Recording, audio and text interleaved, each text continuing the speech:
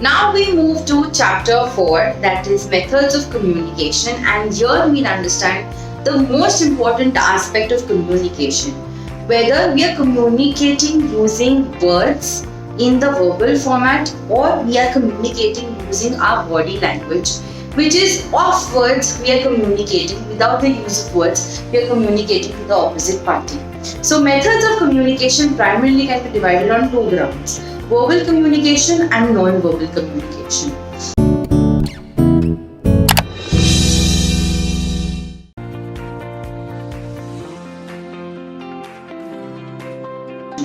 When we talk of verbal communication, now as I said, verbal means use of words. So when we are using words, either it can be in the form of oral communication, okay, or a face-to-face communication, or it can be in the form of a written communication, right? So methods of communication: verbal and non-verbal. When we talk of verbal, the very first is oral communication, that is, using your voice, using the words through the spoken format, or it can be in a written format. Okay, so oral and written. And under oral, we can further subdivide it into personal and non-personal. What is the meaning of personal? When the two parties involved in the communication process, that is the sender and receiver, can see each other, okay, whether physically they are in the same premises or virtually connected and using teleconferencing, they are in the same premises, in the same chat room. But when they can see each other, it becomes personal communication. Whereas non-personal communication can also be known as non-face-to-face communication. It means the kind of communication that normally takes place over the telephone. So we are using words, we are using the spoken format of expressing ourselves, and the opposite person cannot see our expressions, right? Listening to radios, the radio jockey talk to us through the radio medium, right? So that can be an example of non-personal communication. So once again, quickly we'll revise methods of communication: verbal methods and non-verbal methods. We first understand the verbal methods. So verbal methods can be broken down into oral communication and written communication. Oral means what we speak in terms of our tone, in terms of our pace, in terms of the pauses that we have. And written communication also uses words, but it is in the written format, as we know, in terms of writing letters, emails, chatting, texting, where words are being used, but it is in a non-oral perspective. And when we talk of oral communication, we divide it into two parts, which is personal and non-personal. Personal is face-to-face interactions that take place during meetings, during interviews, during discussions, two or more people who can see each other. And non-personal communication will be not face-to-face communication or non-face-to-face communication, where basically you listen to what the other person has to say, but you cannot see them. So when we talk teleconferencing instead of audio conferencing, teleconferencing, telecast that we see on the television, they are also communicating with us, though it is in a way one way. The radio jockeys, so connecting through radio, is again a example of non-personal communication. So this is how we understood the verbal communication. Now, most important communication or a communication that is incomplete without this sort of communication is the non-verbal communication. Communication using gestures, using facial expressions, body language, the way you dress, the way you greet, the signs, the symbols.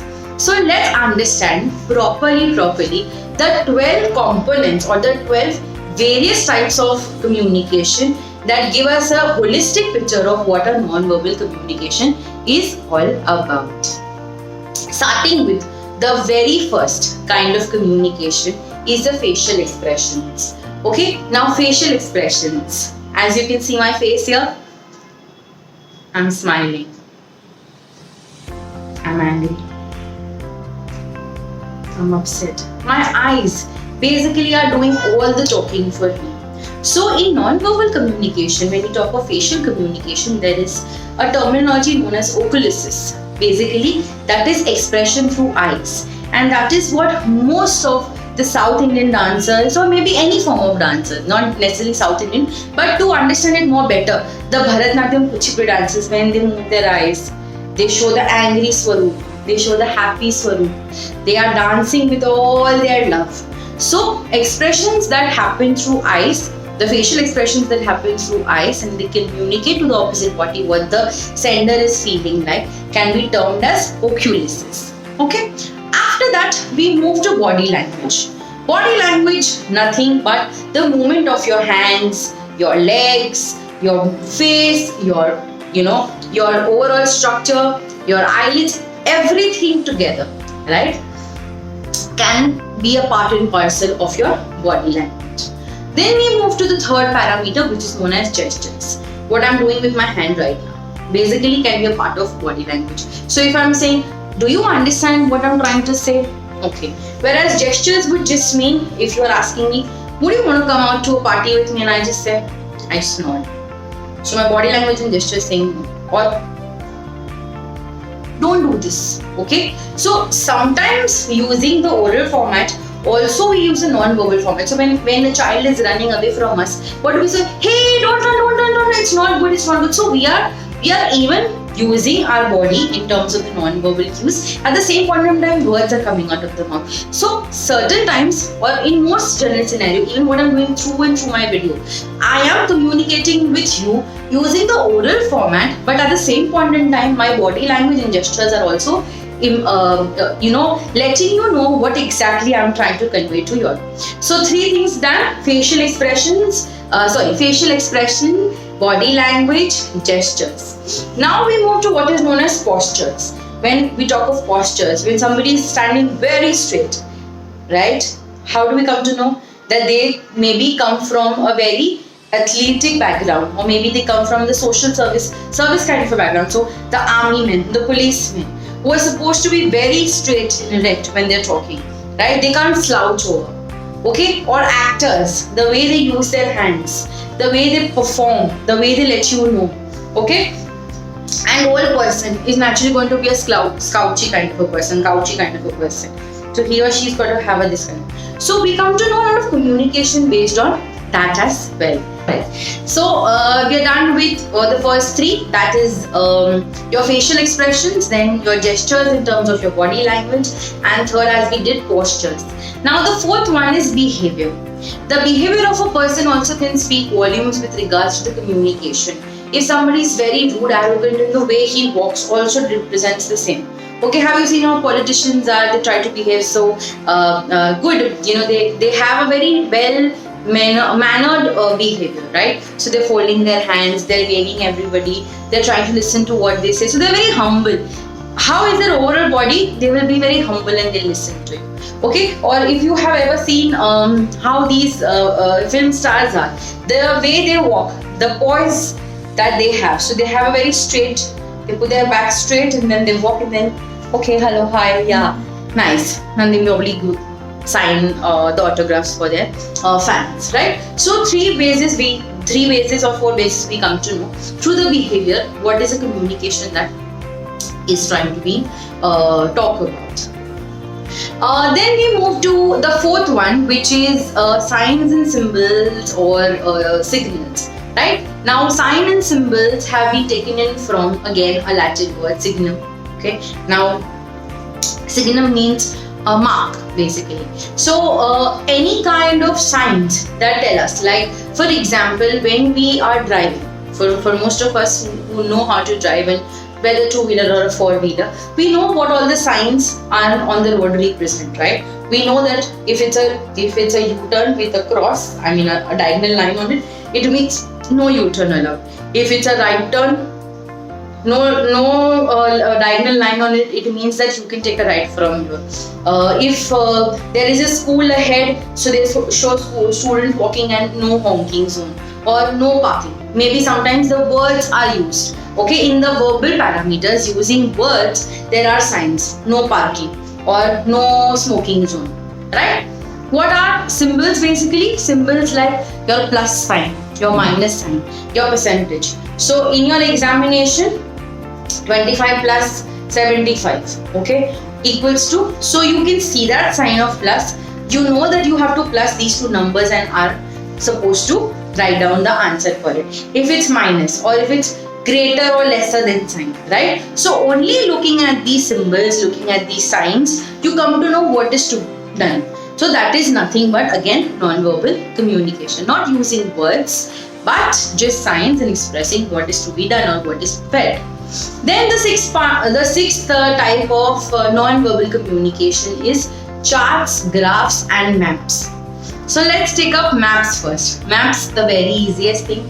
In school, we used to have the political and physical kind of maps about India, about the world. So when we talk of political maps, it means the boundaries of the nations or within India, the state boundaries are drawn. And then we come to know, okay, this is where Maharashtra is, within Maharashtra, this is where Mumbai is, this is Rajasthan, this is Chennai, this is Assam.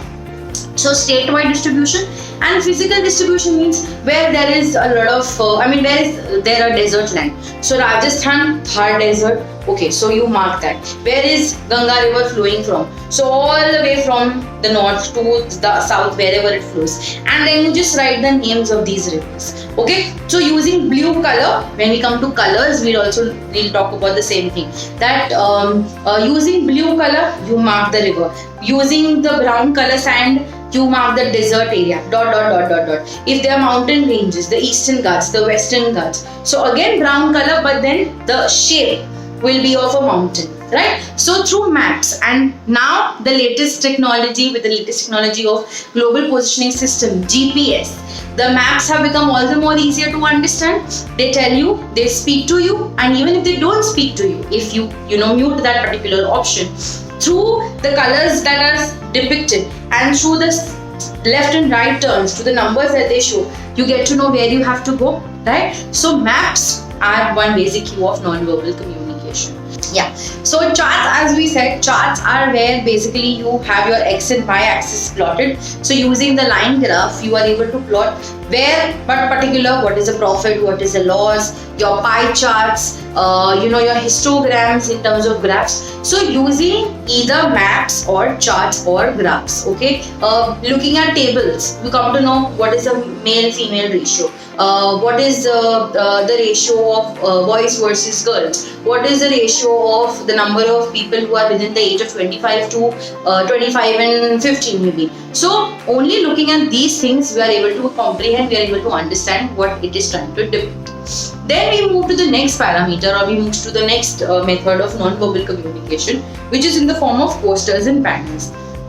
Posters are the miniature version of what's put up on the board, on the billboards. So when they're put up on highways, they basically become banners, huge size banners. Okay. Posters are comparatively small, probably A4 size or A3 size. And again, in posters or banners, maybe some advertisement about some upcoming product, or maybe some price discount, or maybe some offer that's currently running in, or just letting people know that, okay, as a brand, I exist.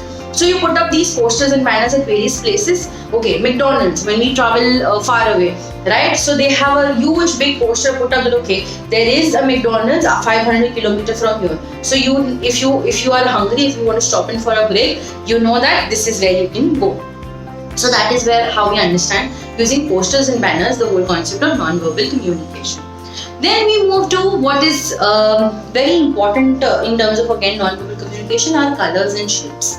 Let's talk of colors first. When it is a bride in a Christian religion, when a lady is supposed to get married, she preferably wears white, right? Or a lighter shade to white, if not a pure white. Most cases it has to be pure white. Or if you talk of Zoroastrianism as a religion, again there, where the girls need to get married, they have to wear white as a color, even the grooms have to wear white color.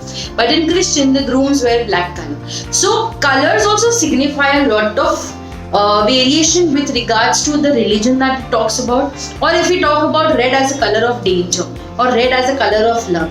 So if I want to express something to somebody, I may draw the shape of a heart, which actually is not, but the concept of shapes. So I draw a heart shape, I color it red, and I give it across to the person of the opposite gender, and that kind of conveys my love for him, right? So colors and shapes play an important role.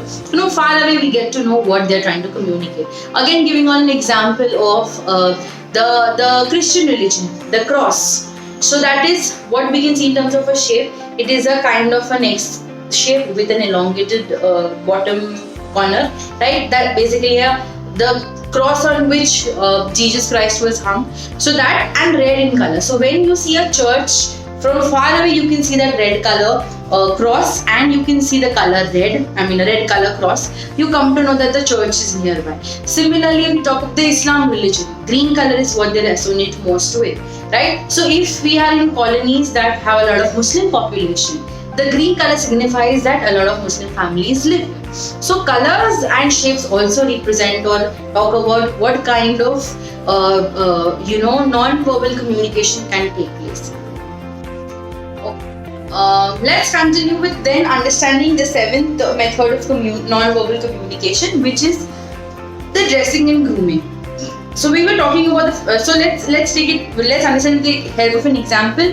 When we have weddings in India, right, the kind of attire that both boys and girls wear versus when there are weddings in the Western countries, okay, maybe because they belong to maybe the religious group of Christianity, their dressing sense are different. Okay, when we go in the north, during the extreme weather conditions of winter, the kind of clothing they wear. So we come to know that okay, they are from the north and they are coming from a very different type of a climate. Whereas when we go to the south, the kind of attire that people wear is the lungis, right? So that speaks volumes about the religion, or that speaks volumes about the non-verbal communication.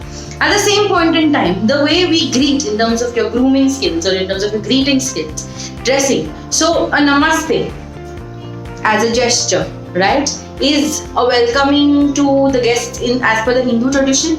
Whereas if we talk of Islam, they raise their hands upward and they say salam, walaikum salam, right? So respect is shown in both the religion, but with the hands, with the non-verbal parameters of gestures, non-verbal parameters of the way you are dressing and grooming skills.